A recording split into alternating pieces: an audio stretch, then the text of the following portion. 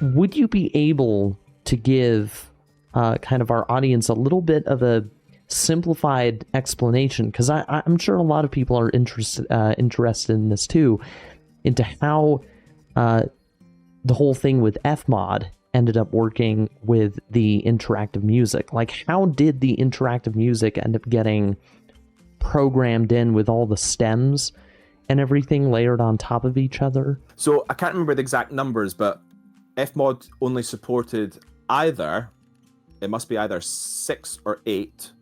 And I want to say 8 because that's equivalent to 7.1 for surround sound. Yeah. But then it might actually just be 6. But certainly how we ended up configuring it was... But basically, so as you know, the interactive tracks have 6 stems. And so that's 6 stereo stems. So that is 12 tracks. Even though you maybe only think of them as 6, it's actually 12 mono channels, effectively. We structured that as 2 interleaved 6-channel files. And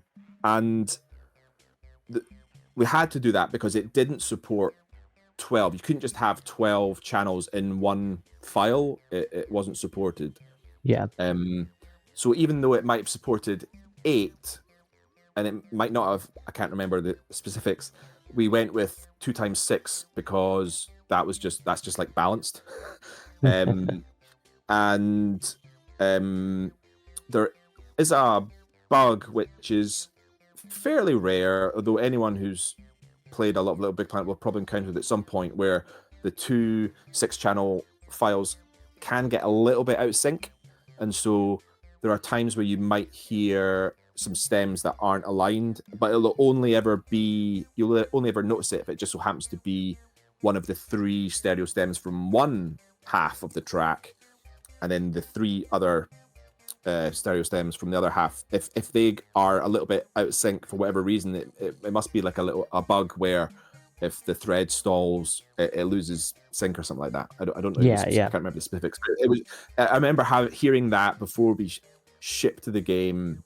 And it was one of those ones where it was just really hard to track down, and only happened if the CPU was getting absolutely thrashed in a level where the frame rate was dropping and stuff. And like in that regard, like once a level's that kind of messed up, doesn't really matter if the audio's screwed because it's visually screwed as well. So it's one of those things where I think we just made it a sort of a decision to, like, because we couldn't fix it. Right. It was something in an underlying Fmod code that we didn't have the ability to address. Aesthetically, the reason we did that was just to give people the ability to tweak the mix, to change the vibe of the music throughout the level. Right. That's also why, I can't remember what we did in LBP2, but in LBP1, remember we made a decision to not hide the music objects in levels so that people could see how I had implemented the music to help people to understand how to do what I'd done basically with the changes in the mix as you play through the levels. Because with them hidden, the music would change, but when people are playing the game, they might not notice the music has changed because they're busy playing the game rather than like, oh, the music's changed. That's not necessarily how people think when they're playing through a game. They're just like enjoying playing the game, and rather than analyzing what the music's up to. So by having the sound objects be visible as you play through the game, it sort of, that was done as like an educational thing. Right. To be like, this is where I'm changing the music. I'm doing it here. So that was like an overt decision to do that. Because there was a point where we had hidden all the music objects, and visually that's better, right? But I was keen to, teach people, reveal how I'd done that. And there was other decisions like that made. I can't remember any other examples, but little things where we decided not to hide something and show it so that people could actually sort of see, oh, that's how they've done that and all this. Which is interesting because I'm pretty sure we probably did away with that in LBP2, because at that point you kind of feel like, oh, the community knows how this stuff works now, so we'll just do something that actually looks and plays great, and people can work it out for themselves. That's from a technical point of view. There's other things to talk about in terms of actually writing the tracks. it was something that was a little bit difficult for Matt, because I don't think Matt had worked in a game before, and if he had, it certainly didn't involve much in the way of interactivity, which isn't that surprising. Like, interactivity is still not, it's not used as much as one might think, because it's a bunch more work. So you really need to have a passion for that, and the people you're working with, like, speaking with, if I put my like freelance composer hat on, the people you're working with need to be into you doing that too, because sometimes the composer might have the skills and experience and the desire to make a soundtrack more interactive, but if the client's not prepared to pay you more money because it's going to take you more time, then it's not going to happen. So it's not as simple as just because the technology exists to do it doesn't mean you get to do it. There's a complex relationship between those two things there. But LittleBigPlanet, it's to make it. It was the most accessible way that I could think of to allow consumers to, and that's quite a marketing speak thing, but like I mean it, thinking about, well, this is a mass market game. We want people to be able to tweak the music. I would have loved it to had like a music sequencer in the first game, but there just wasn't the time for that, so we kept it simple. And this was the easiest way I could think of to allow people to customize the music to some degree. The challenge for Matt with that was, because in some ways this is the simplest interactive music system you can imagine. It's simply volume sliders, right? So you bring something in, you bring it out. I think that the challenge for Matt was him getting his head around me saying things to him like, okay, so the end user can tweak the mix at any point. You're not in control of the mix. They are. Yeah. And that's a difficult thing to get your head around, because of course there's the levels that we're making, and that's the kind of stuff that Matt could see. But what I was talking about was a hypothetical situation in the future where someone is making a level that's not any of these levels. It's a level that they've made, and they can do whatever the hell they like. And they might, take the drums out at any given moment or bring them in at any given moment. And what that means is, effectively, that stem has always got to have content on it. It's got to have drums on it. So, because there's nothing worse than you bring the drums slider up and there's no drums, because there just so happened to be a break percussion part at that point. Right. So there's a relationship between how the interactivity works and how you have to write the track. And that's not how people write music. And it's also worth pointing out that the LittleBigPlanet music was very okay. So it loops, but these were tracks, right? They had a beginning, a middle, and an end. It just happened that the end then led back into the beginning, and it looped seamlessly. So from Matt's point of view, as someone who was an experienced composer and music producer, he was writing these and conceiving of these as tracks, as if they would be a track on an album, really, knowing that we'd have to make them loop, but like fundamentally it was a beginning, a middle, and an end, verse, chorus, mid, late, all that kind of pop structure type stuff. And so he was writing parts that would come in and out, and then he'd deliver them to me in a stem format, and I'd be like, okay, so like this is a great, the Gardens, for example, the amazing flute solo in there. The beginning of the track didn't have any flute, so it's like we've got the flute on a separate stem and people can bring it in and bring it out, but at the beginning of the track you can move that voice up and down and it doesn't do anything. So that feels like a bug, right, to the end user who's like moving a volume slider that doesn't do anything. That just doesn't work. That's a really bad user experience.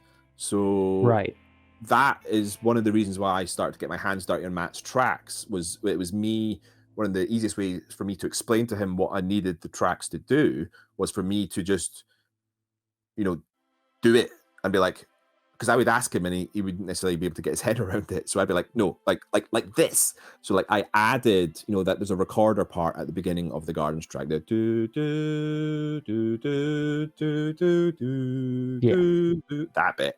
That's a recorder part that I put in there on the flute stem to fill a hole. Right, there was a hole there, and I filled it, and that's kind of was the beginning of me. Apologies to Matt, because it's nothing worse than someone else getting their hands on your shit and messing around with it. But it was just, it was an efficient way of solving that problem. And so there's that like content issue, and then There's one other thing that I was thinking of but it escapes me now. Oh, the busyness. So the other aspect of it, so it's like another aesthetic thing, which is that conversely, people might only bring up one stem.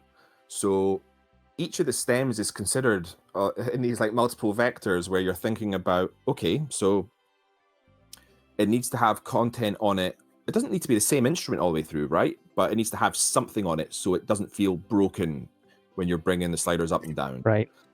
But if any one of the stems should work with any of the other stems. So any pair of stems, if the stems need to work on their own and be interesting in some way and serve a purpose, but any two stems need to work with each other. And when you bring it in, ideally, it sounds different, or you can notice that the other stems come in. So there was a bit of experimentation on my part where what I actually got from Matt was actually more stems than what you're hearing in the game. But I was experimenting with, well, what combination of different content on different stems is going to work?